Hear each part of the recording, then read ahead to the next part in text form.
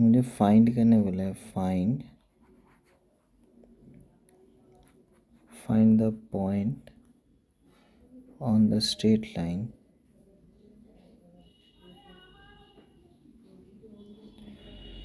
मुझे बोल दिया 2x + 3y = 6 which is closest to the origin.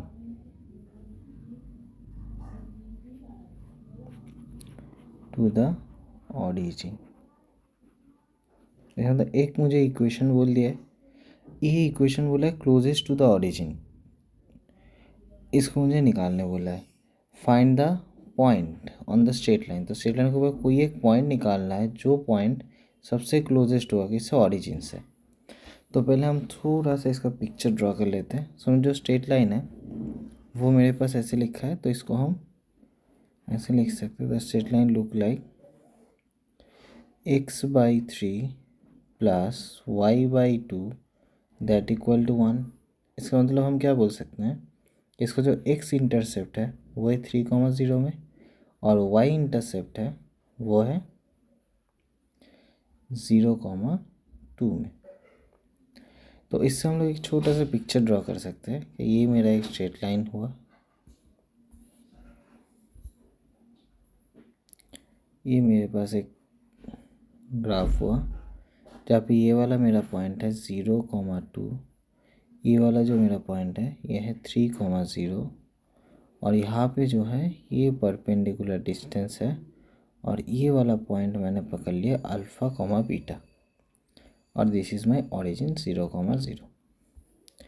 अब मुझे क्या करना है, ये जो डिस्टेंस है इसको मुझे मिनिमम करवाना है, ये मेरा काम है। तो यहाँ पे क्या है, ये जो पॉइंट है इससे पास कर रहा है कौन, मेरा जो straight line, given straight line वो पास कर रहा है। तो हम बोल सकते हैं straight line is passing through the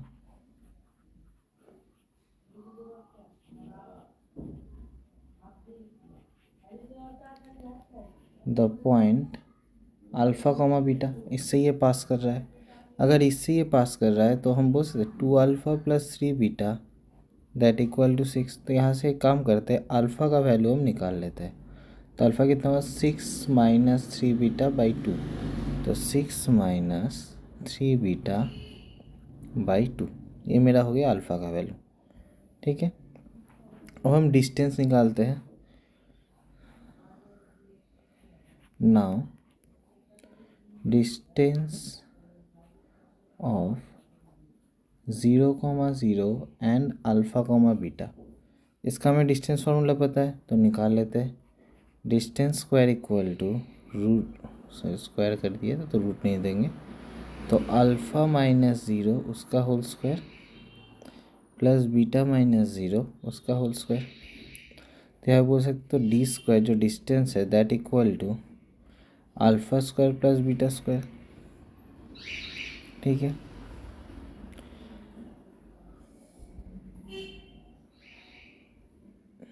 तो हम लोग एक काम करते हैं, alpha square plus beta square, इसको ही मुझे काम करना है, ये डिस्टेंस को ही मुझे क्या करना है, मिनिमम करना है। तो इसको हम लोग कैलकुलेट करते हैं। नाउ हमें डी अल्फ़ा करना है, डी ऑफ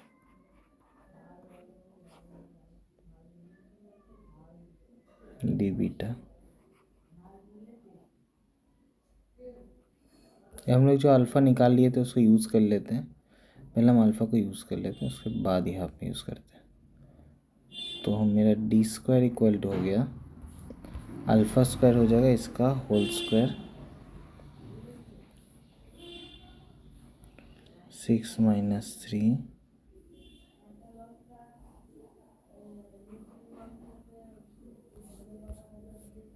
बीटा बाई 2 उसका whole square plus beta square. अब हम इसको डेरिवेटिव करते हैं।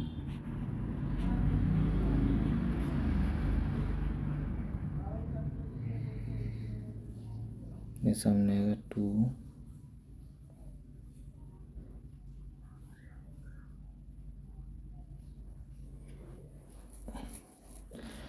देन इसका डेरिवेटिव करेंगे तो आएगा मेरे पास,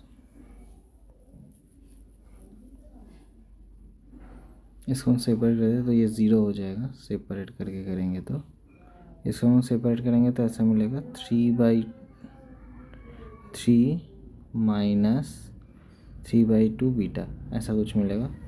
तो कितना आएगा ऐसा करेंगे तो ये होगा 0 इंटू माइनस 3/2। ठीक है, हम यू बाई वी वो सब करने की कोशिश नहीं किए, यहाँ से हम 2 कॉमन ले सकते तो फिर भी आ जाता -3/2। ठीक है, और ये बीटा स्क्वायर का कर लेते हैं +2 बीटा।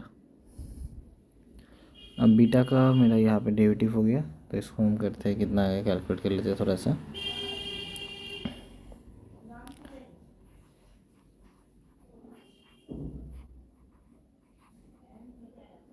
ये 2 कट गया,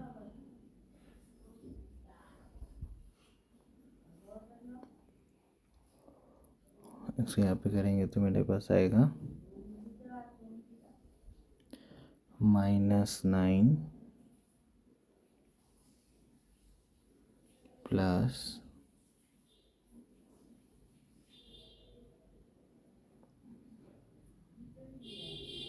2 बीटा, और यहाँ पे कैलकुलेट करेंगे तो मुझे मिलेगा +3×9/2 बीटा। इसको थोड़ा सा कैलकुलेट कर लेते हैं।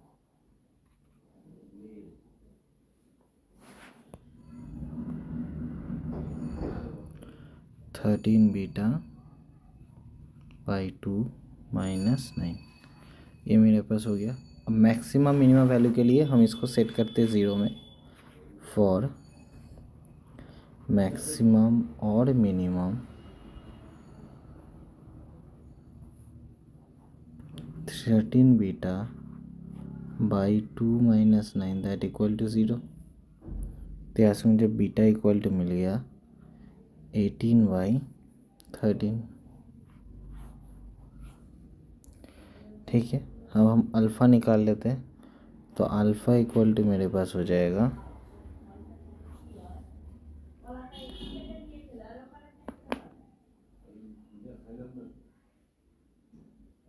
तो नॉर्मली कर लेते हैं यहाँ पे, तो 3 - 3/2 इंटू 18/13, थोड़ा इजी होगा, इक्वल टू कर लेते हैं 3 - 27/13 दैट इक्वल टू 12/13। ये मेरे पास हो गया अल्फ़ा।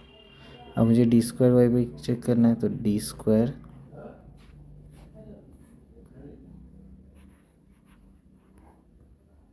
ये मेरा है 13/12 that always greater than 0, hence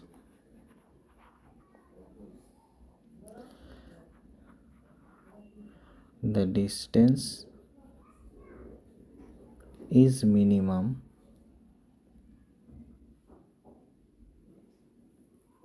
at 12, 13, 12। ठीक है, थोड़ा सा देख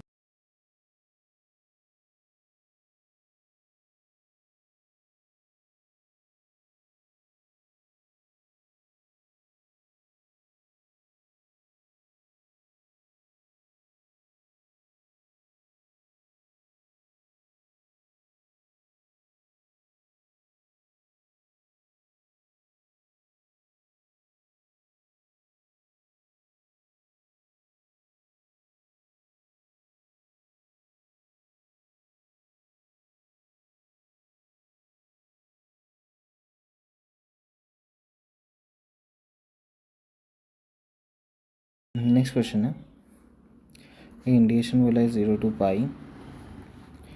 x tan x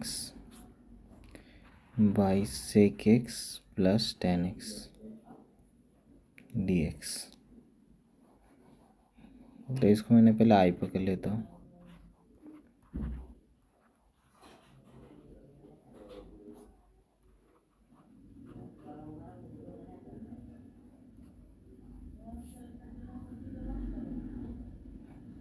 अब इसको हम कैलकुलेट करते हैं, आई में हम लोग क्या फॉर्मूला यूज़ करेंगे, हम लोग सीखे थे F of X A to B अगर हो गया तो इसको हम लिखेंगे A to B F of A plus B minus X, ऐसे करेंगे। तो वही चीज़ को यहाँ पे अप्लाई करते हैं तो कैसे दिखेगा, 0 to pi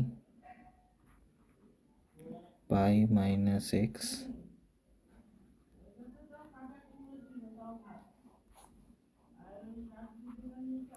sake of pi minus x plus ten of pi minus x D x. अब इसको थोड़ा सा हम कैलकुलेट कर लेते हैं। तो आई इक्वल टू मेरे पास आएगा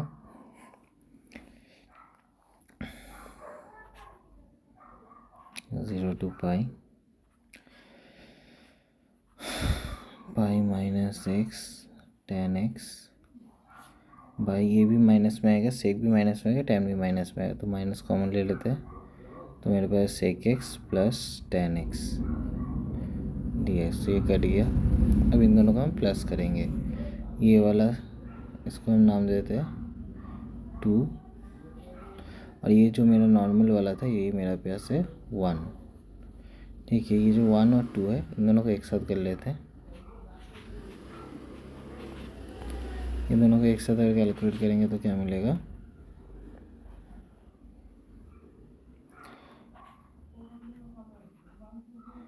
जीरो टू पाई हम एक साथ कर रहे हैं। ठीक है,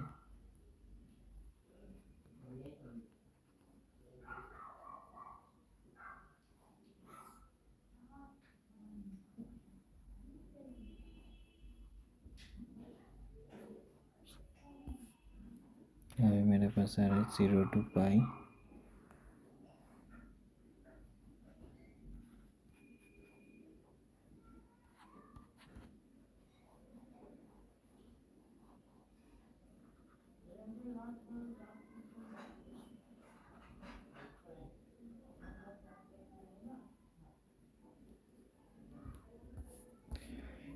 इसको और थोड़ा हम कैलकुलेट करते हैं।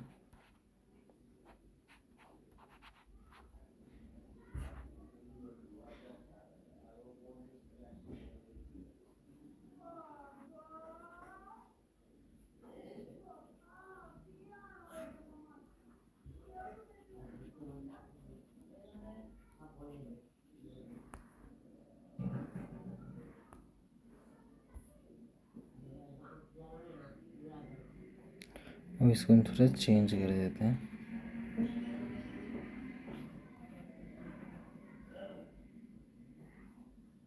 इस सबको हम साइन बाई कॉस में रिप्रेजेंट करें तो क्या होगा, sign by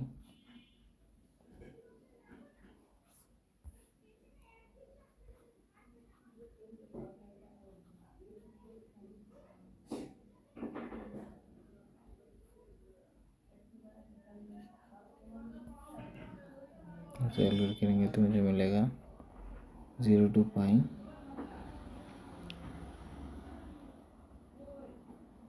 sine x by 1 plus,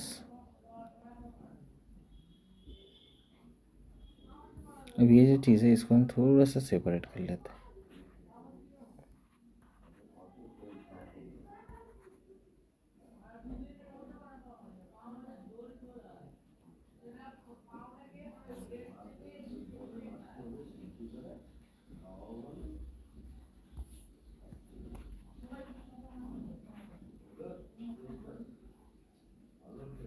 ऐसे सेपरेट कर देते हैं, ऐसे मिल जाएगा।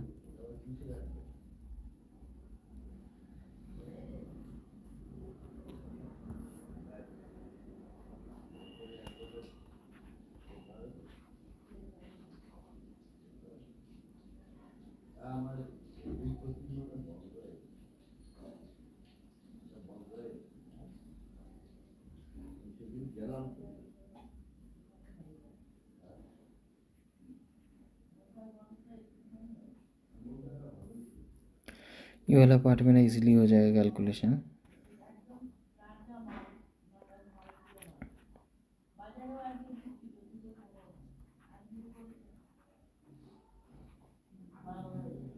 इस वाले पार्ट को मुझे थोड़ा सा ट्रिक करके करना पड़ेगा, नॉर्मली तो आने वाला है नहीं इसको।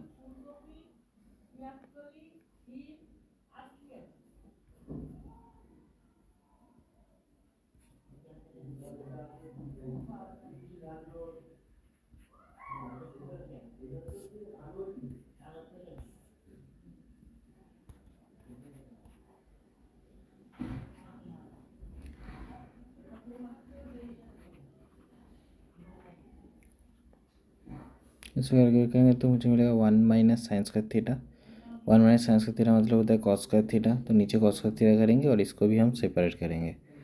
यहाँ पे मेरे पास कैसा मिलेगा,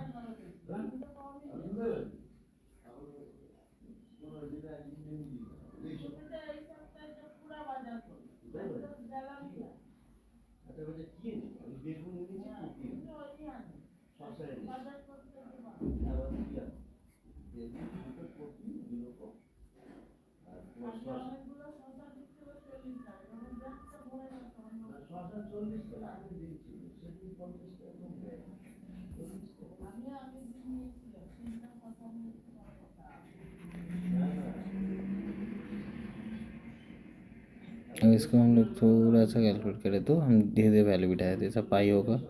ये वाला 1/cos² मतलब sec²। यहाँ पे sec² करेंगे तो sec² का इंटीग्रेशन होता है tan x to 0। इसका होगा sec²x, तो sec² से जब मैं इंटीग्रेशन करूँगा तो मुझे मिलेगा tan x। ठीक है, सिमिलरली इस जगह पे मेरे पास मिलेगा sin/cos मतलब tan, तो यहाँ पे ये हो जाएगा tan x sec x। अब sec x tan x किसका इंटीग्रेशन होता है ये हमें पता है, ये sec x का इंटीग्रेशन होता है, तो इसको हम लिख देंगे sec x। ये जो माइनस है इसको अंदर घुसा दिए तो ये माइनस माइनस से प्लस हो गया, sec x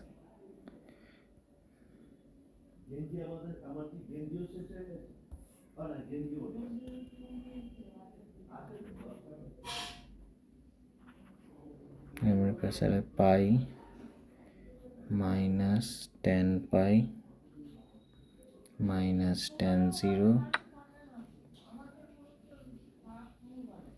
sec पाई -sec 0। ऐसे कैलकुलेट करते हैं तो pi minus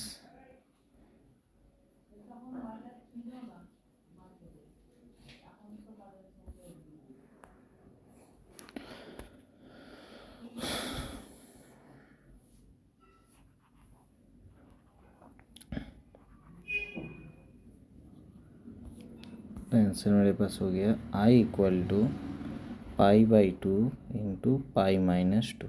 this is my answer. थोड़ा सा लेंदी सम, तो थोड़ा सा देख लो। Distribution determine the binomial distribution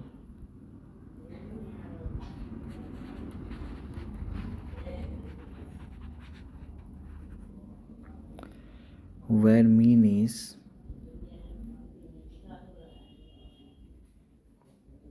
9 and SD is 3/2.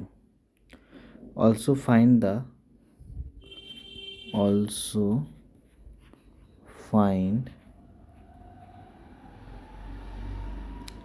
probability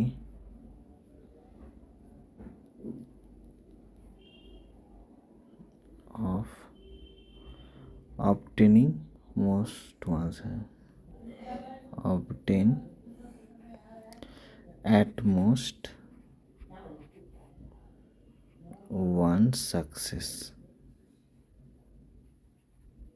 ये मुझे बोला है, तो मेरे पास मीन पता है, स्टैंडर्ड डिवीजन पता है। जहाँ पे मुझे मीन पता है तो हम बोल सकते हैं given NP that equal to 9 and standard deviation equal to 3/2, that means √(of NPQ)। तो हम बोल सकते हैं √(of NPQ) that equal to 3/2। हमें वैल्यू पता है तो यहाँ पे हम स्क्वायर कर देते पहले, N P Q 9/4, N P equal to 9Q equal to 9/4, तो Q इक्वल टू मेरे पास आ गया 1/4 ना। ये प्रोबेबिलिटी नहीं घटने का कारण है। और P इक्वल टू तो मैं बोल सकता हूँ 1 - 1/4 दैट इक्वल टू 3/4। ये हो गया घटना घटने का प्रोबेबिलिटी, ये हो गया घटना ना घटने का प्रोबेबिलिटी।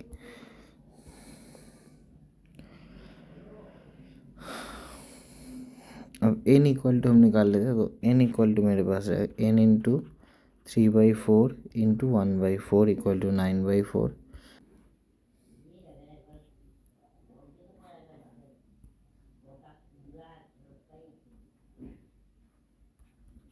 n इक्वल टू मेरे पास आ रहा है 12।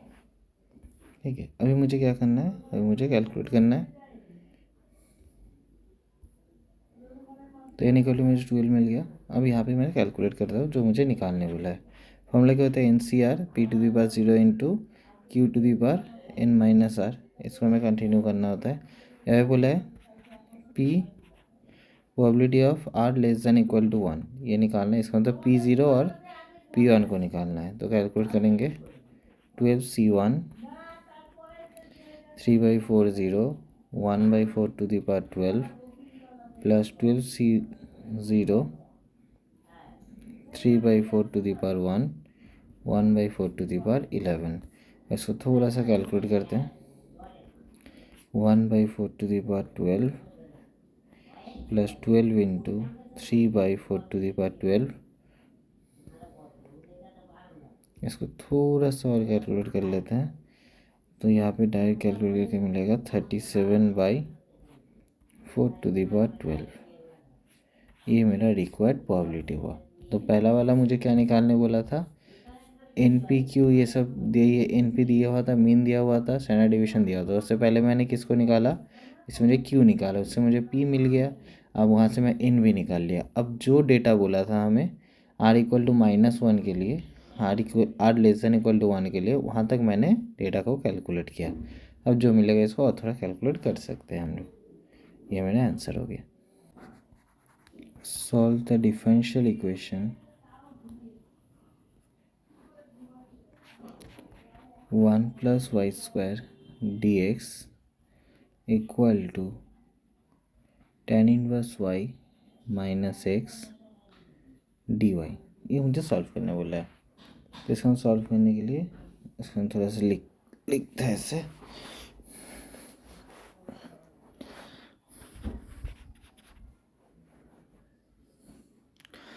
इसको हम dx और dy को एक साथ लिखते हैं, तो ऐसा मिलेगा dx/dy that equal to tan inverse y by 1 + y² minus x by 1 + y²।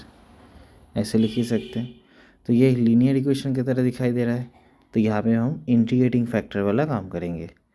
तो इसको हम थोड़ा सा सजा के लिखते हैं ऐसे, dx/dy plus x/1 + y² equal to tan inverse x y by 1 + y²। अब यहाँ पे हम लिखते हैं comparing bye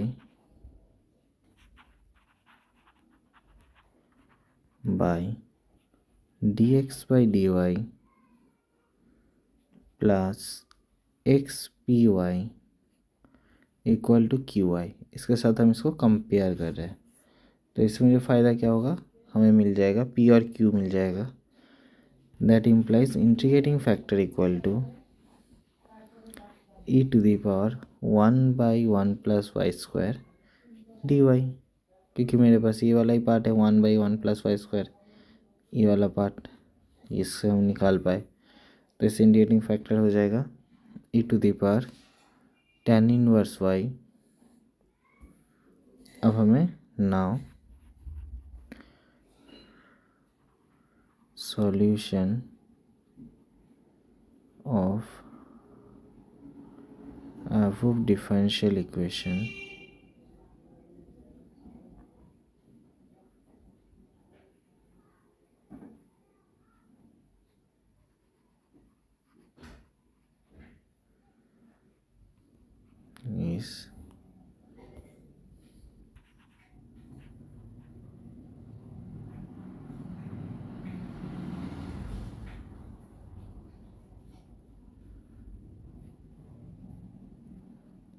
D Y plus C, ये मेरा फॉर्म है। अब इसको हम धीरे धीरे कैलकुलेट कर लेते हैं वैल्यू बिठा के। X into E to the power ten inverse Y equal to integration of tan inverse Y 1 plus Y square into E to the power ten inverse Y D Y plus C. Calculate करते हैं इसको। Let tan inverse Y equal to T, तो imply क्या करेगा 1/1 plus Y square equal to D T. मेरा काम बन गया। तो यहाँ से मेरे पास क्या आ जाएगा, ये वाला data X C to the power T equal to T to the power T D T plus C. अब यहाँ पे मुझे यूवी फॉर्म दिखाई दे रहा है, ये वाला पार्ट, तो यूवी फॉर्म कर लेंगे equal to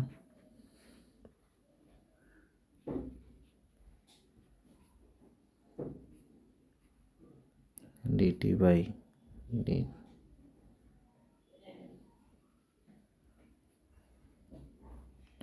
T D T of T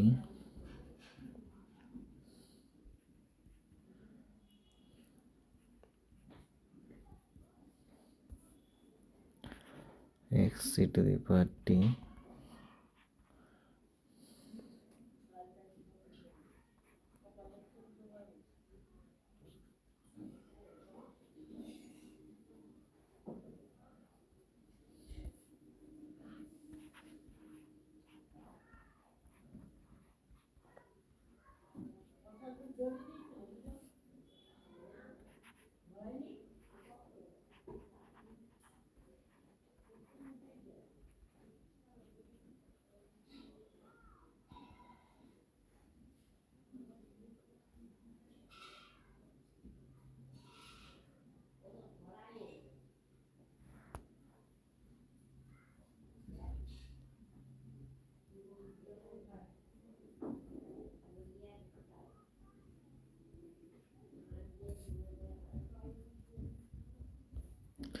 ठीक है। हम ई टी के जगह पे रिप्लेस कर दिया इनवर्स वाई, ये वाला मेरा इक्वेशन हो गया। अब चाहो तो यहाँ पे E to the power ten inverse Y को कॉमन लेके रख सकते हो, लेकिन थोड़ा सा अच्छा बना सकते हो। तो इसको हम थोड़ा सा अच्छा बनाने की कोशिश करते हैं। E to the power ten inverse Y, इससे हम कॉमन ले लेते हैं पूरा जगह से, E to the power ten inverse Y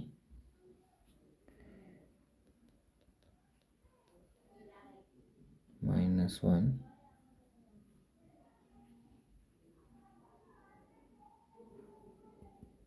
e to the power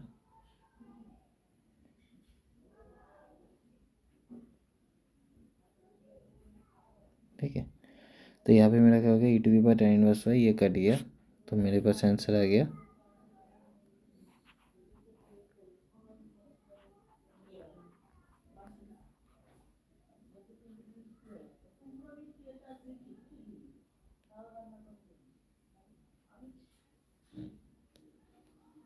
ये हो गया मेरे पास रिक्वायर्ड डिफरेंशियल इक्वेशन का सॉल्यूशन।